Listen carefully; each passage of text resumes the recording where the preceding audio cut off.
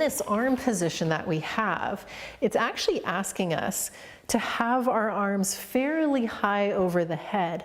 For a lot of people, we don't have that mobility. We're not able to actually get our arms this high, let alone when we get our arms this high, then bearing weight through the hands and shoulders. That's a lot.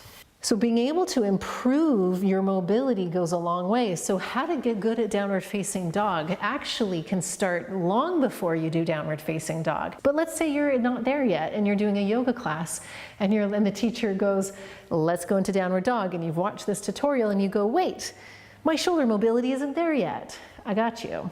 Work on your shoulder mobility throughout the day more often, and then it will change.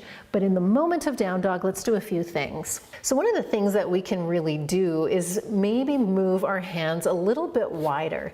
Sometimes downward facing dog is taught with the hands just a little bit wider than shoulder width apart. Sometimes it's a little bit nicer to just go a little wider. I'm not talking really wide because that's going to be too hard and not sustainable, but maybe just a little wider.